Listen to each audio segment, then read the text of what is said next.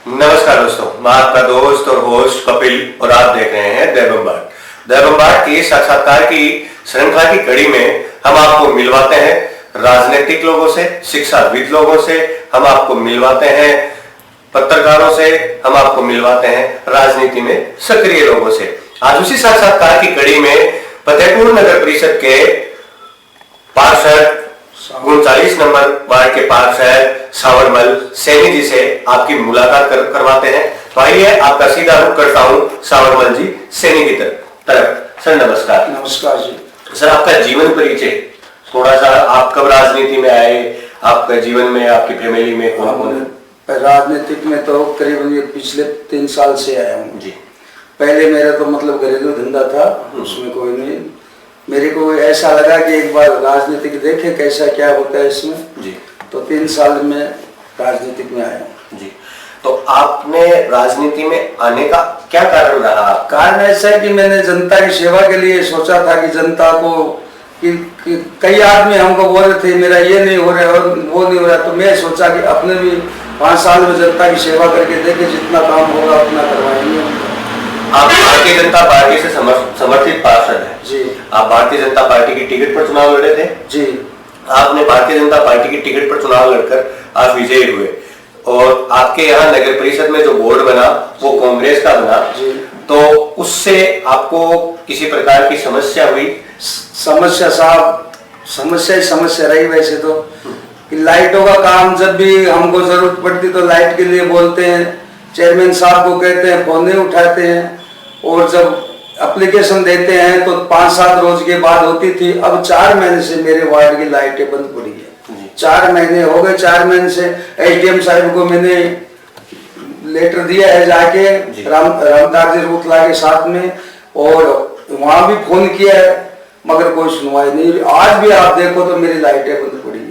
दूसरी बात ये कि शिविर लाइन की, जबकि मेरे वार्ड की तो बात दूसरी, मेरे घर की भी शिविर लाइन अभी तक नहीं जुड़ी है, और मेरे मोहल्ले में आप चल के देखो तो अभी शिविर लाइनें बाकी पड़ी है जी।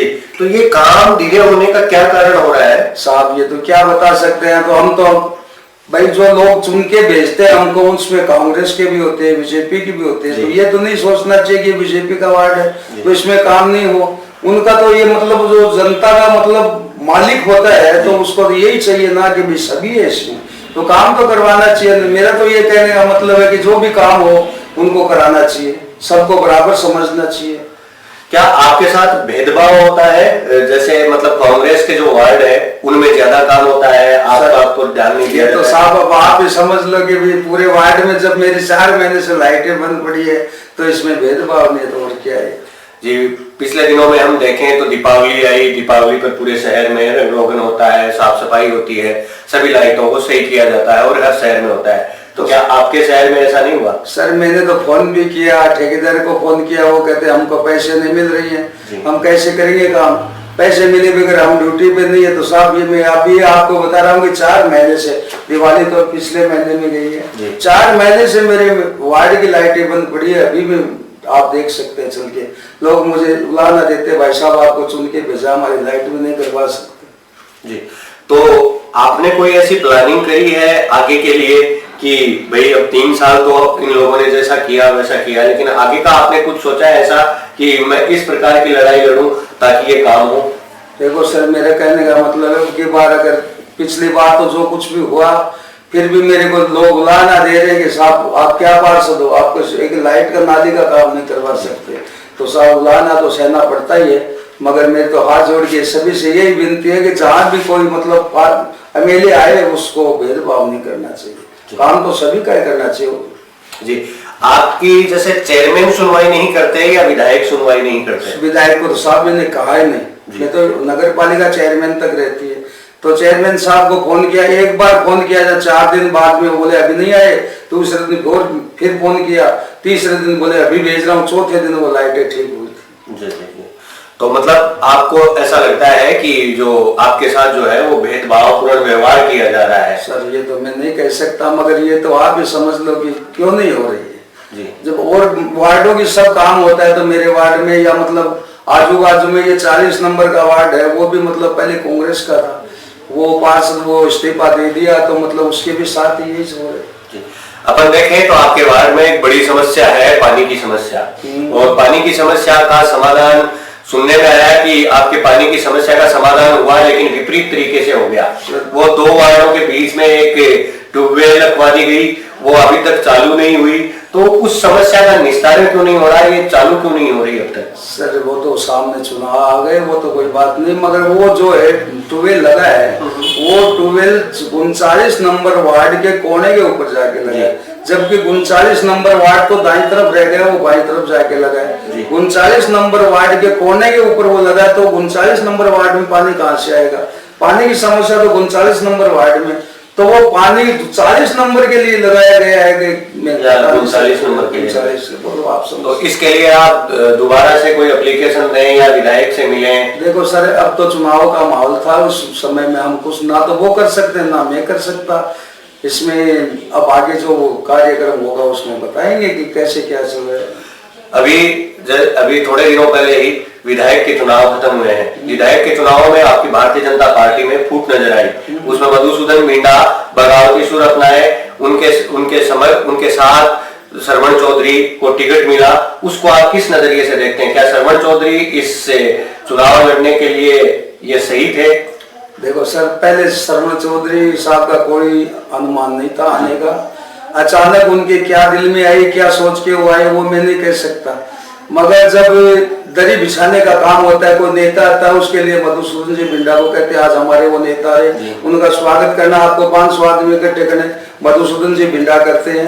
जबकि कोई अभी वसुंधरा जी आगे गए थे, उस टाइम पे वसुंधरा जी 4 घंटे लेट हुए थे आगे, तो पब्लिक मधुसूदन जी मिंडा के साथ में वैसे जुड़ रही।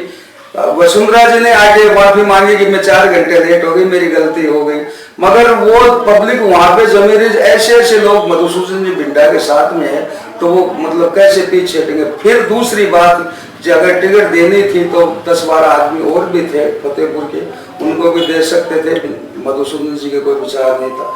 जब बचपन से इसको पाली है बीजेपी पार्टी में, तो मधुसूदन जी मिंडा ने पाली है। उसके बाद में जब कोई भी आके इसको ले लेते हैं टिकट, तो उसको दिक्कत तो सर होती है। मतलब कि मधुसूदन मिंडा को टिकट नहीं मिलना ये भारतीय जनता पार्टी का दुर्भाग्य है। बिल्कुल सही बात है सर। जी, अपन बात करें वर्तमान समय में आपके फतेहपुर की राजनीति की, तो वर्तमान में फतेहपुर में लगातार हाकम अली दूसरी बार चुनाव जीतने की ओर अग्रसर है। ऐसा दिखाई दे रहा है कि हाकम अली चुनाव जीतेंगे। तो क्या ये सही है, क्या गलत है? भारतीय जनता पार्टी में कहाँ चूक हो जाती है ऐसी कि वो चूक तो सर ऐसा है कि जो बचपन में बच्चे को पालता है और फिर वो जब बड़ा होता है उसको कोई भी लेके जाने को लगता है, उसके माँ बाप की आत्मा बहुत दुख पाती है। जी बिल्कुल। और ये आपस की फूट के अंदर साहब ये फतेहपुर में ऐसा ही चलता रहेगा और कोई उपाय नहीं है। जी, अपन बात करें, आप भारतीय जनता पार्टी समर्थित है, भारतीय जनता पार्टी को समर्पित है, तो माना कि कभी आपके साथ ऐसा हुआ कि आपने पार्षद का चुनाव लड़ने के लिए दावेदारी पेश की और भारतीय जनता पार्टी ने आपकी टिकट काटी, तो क्या आप निर्दलीय रूप से या फिर कांग्रेस में जाकर ऐसा कुछ चुनाव लड़ने का बगावत करेंगे? बिल्कुल नहीं करेंगे साहब, हम उसके साथ ही रहेंगे, बीजेपी के साथ ही रहेंगे। बीजेपी के साथ ही थे और आज बीजेपी है तो सब मधुसूदन मिंडा है हमारे फतेहपुर में। क्या आपको लगता है कि मधुसूदन मिंडा वापस भारतीय जनता पार्टी में आएंगे? बिल्कुल बिल्कुल सर, ये पार्टी नहीं छोड़ेंगे, हमको पूरा विश्वास है। जब भी मधुसूदन मिंडा को टिकट मिले या ना मिले, मगर ये बीजेपी के साथ ही रहेंगे। जी, अपन बात करें, आपके विधानसभा क्षेत्र से चुनाव लड़े श्रवण चौधरी, वो एक पैराशूटी कैंडिडेट थे, अचानक आए, चुनाव लड़े, और चुनाव लड़ने के बाद में आपको क्या लगता है यदि वो चुनाव जीत भी जाते हैं तो क्या वो यहाँ पर लक्ष्मण या फतेहपुर में रहकर काम करवा पाएंगे लोगों से? सर वो तो आने वाला वक्त बताएगा, अभी तो क्या बता सकते हैं। वो भी है, आप राजनीति में हैं, आपने राजनीति को देखा है, आपकी कोई महत्वाकांक्षा हो राजनीति में लेकर कि मैं आज पार्षद हूँ, आगे चलकर मैं चेयरमैन बनूं, आगे चलकर मैं विधायक बनूं, तो ऐसी कोई आपकी राजनीतिक इच्छा कि मैं उस पद तक जाना? तो वो पार्टी के ऊपर है सर, जो पार्टी करेगी उसके लिए हम तैयार हैं। क्या पार्टी आपको विधायक के लिए टिकट दे दे तो क्या आप चुनाव लड़ेंगे? बिल्कुल लड़ेंगे सर, अगर पार्टी देती है तो क्यों नहीं लड़ेंगे। वो हमको पार्षद माने तो हम पार्षद बनेंगे, चेयरमैन की चाहे तो चेयरमैन बनेंगे, जो पार्टी चाहेगी वो काम करेंगे, लड़ेंगे पार्टी के लिए। जी, आपकी पार्टी पर आरोप लगते हैं कि ये आरएसएस भारतीय जनता पार्टी को चलाती है, नहीं तो सर, ये कैसा? ऐसा कोई बात नहीं है। अच्छा, तो क्या आप आरएसएस से निकलकर भारतीय जनता पार्टी में आए? सर आरएसएस में पहले मेरे बच्चे जरूर जाया करते थे, बाकी मैं कभी नहीं गया आरएसएस। आप आरएसएस से कभी नहीं? जी नहीं। जी, आपका कोई ऐसा राजनीतिक चेहरा जो आपको बेहद पसंदीदा हो, जिसे आप गुरु मानते हो, जिसके तो कदमों के ऊपर आप चलना चाहते हो, जिसने जो आपको अच्छा लगता हो? देखो सर, हमको राजनीतिक गुरु हमारे मधुसूदन बिंडा ही मानो, क्योंकि पहले हमको राजनीतिक में लाने वाले वही आदमी है। जी, तो आपके सबसे पसंदीदा और आपके राजनीतिक गुरु मधुसूदन जी बिंडा है। जी, अपन बात करें, केंद्र में भारतीय जनता पार्टी की सरकार है, नरेंद्र जी मोदी एक चहेते चेहरे हैं। उनके ऊपर आरोप लगते हैं कि कई बार कि उन्होंने दंगे भड़काने की कोशिश की, किसानों के विरोध में जाते हैं, गरीब जनता के काम नहीं करवाते। तो इस बात को आप किस तरीके से लेते हैं? सर, नरेंद्र मोदी जैसा तो कोई आदमी मेरी नजरों में है नहीं। देखो, गरीब के लिए जो माँ बाप की सेवा नहीं कर सकता, उस माँ बाप को घर बैठे पैसे दे रहे हैं, अनाज दे रहे हैं, उनके लिए 500 रुपये में सिलेंडर दे रहे हैं। मतलब जिस घर के में मकान नहीं थे उनको मकान दे रहे हैं। क्या करेगा बेचारा नरेंद्र मोदी से आगे? जी बिल्कुल बिल्कुल सर। आप युवाओं को कोई संदेश देना चाहें, जो आजकल युवा है, युवा पीढ़ी में आप किस प्रकार की कमी को देखते हैं, वो आप कोई संदेश देना चाहें तो उसके बारे में? देखो, युवाओं को तो ऐसा है कि आज के दिन जो अच्छे नंबर लेके आएगा उसको देखो नौकरी मिलेगी, और हर आदमी यही सोच लेगा मेरे को नौकरी चाहिए, अपना बिजनेस करो, नौकरी से कम नहीं होगा। तो आपका मतलब कहने का है कि व्यापारों की तरफ युवाओं को? हाँ बिल्कुल, व्यापार करो, नौकरी से कम नहीं पड़ता है। कोई व्यापार करने में क्या है कि कोई करना नहीं चाहता, सबको नौकरी चाहिए तो सब। अपन एक बात और करें कि आपके फतेहपुर में जल भराव की बड़ी समस्या है जब बारिश होती है, तो उसको लेकर आपकी भारतीय जनता पार्टी की पार्टी का यदि कोई चेयरमैन बनता है आपके नगर परिषद में, तो उसको लेकर आपका विजन क्या है कि इसको जल भराव को कैसे दूर किया जा सकता है? फतेहपुर का जल भराव तो मेरे हिसाब से कुछ नहीं होगा, क्यों अभी डेमो बनाए हैं दो डेमो बनाए, वो बनाते ही वो पानी से जो पानी इकट्ठा है उसे ऊपर आ गया, या वाला आ गया, वहाँ चूने में आ गया। उनको शिकायत करने पे वो लाके करेंगे अब उन जाके वो जचाए है। फिर भी क्या है कि कई जगह ऐसे जैसे पुराना सिनेमा हॉल है उसमें 2-2 दिन तक पानी नहीं निकलता। बावड़ी गेट के ऊपर मेन वो रास्ता है, वो उस पे भी 2 दिन पानी, छतरा स्टैंड पे चलो 1 दिन में निकल जाता है, वो मेन स्टैंड है वहाँ जी। और पानी की समस्या तो सर यहाँ बरसात में रहती है हमेशा। ये नावलगढ़ पुलिया है, इसके ऊपर पानी भर जाता है, रास्ता बंद हो जाता है। मंडावा पुलिया, उसके नीचे कई बार तो आदमी डूब गए, गाड़ियां डूब गई उसमें। अपन बात करें आपके फतेहपुर की राजनीति की, तो फतेहपुर की राजनीति में राष्ट्रीय लोकतांत्रिक पार्टी से महिपाल जी महिला एक बड़ा नाम थे, जो अब भारतीय जनता पार्टी का समर्थन करते हैं। तो उनको लेकर आपके क्या विचार हैं? वो पहले राष्ट्रीय लोकतांत्रिक पार्टी में थे, प्रदेश प्रवक्ता थे, उन्होंने राष्ट्रीय लोकतांत्रिक पार्टी को छोड़ा और भारतीय जनता पार्टी में शामिल हुए, तो उनके अस्तित्व को लेकर आप? वो तो उन्हीं की सोच है, वो उनको हम नहीं कह सकते कुछ नहीं जी। आपके पहले विधायक थे बबरू खान साहब, उनके बारे में आपकी क्या राय है? बढ़िया, अच्छे, बहुत बढ़िया आदमी थे। बबरू खान की मैं जितनी तारीफ करूँ उतनी कम है। वो किसी के साथ भेदभाव कभी नहीं किया, जिस आदमी छोटा बच्चा भी जाके उनको बोला उसके साथ थे। बहुत बढ़िया आदमी थे, उनका सुबह सुबह नाम नहीं लेवाना जी, बिल्कुल कोई कमी नहीं थी। वर्तमान समय में हाकम अली खान विधायक हैं, उनके बारे में आपकी कोई राय? सर राय तो है, हाकम अली खान साहब कुछ मतलब गड़बड़ कर रहे हैं कि पक्षपात का सा हिसाबदारा कर रहे हैं, और कोई नहीं है। देखो, चुनाव में जो भी जीतता है आता है, उसको बराबर जनता को साथ लेके चलना चाहिए जी। बिल्कुल दोस्तों, ये थे सांवरमल जी सैनी, जो 39 नंबर वार्ड नगर परिषद फतेहपुर से हैं, और ये अपनी पार्टी और अपने वार्ड के लोगों के लिए समर्पित हैं, और अपने लोगों के साथ मिलकर के ये बड़े नेताओं के बीच और अपनी जनता के बीच पुल बनने का काम करते हैं, जनता की समस्याओं को ऊपरी नेताओं तक पहुंचाते हैं। और ये वीडियो आपको कैसा लगा इसके बारे में हमें कमेंट बॉक्स में जरूर बताइएगा।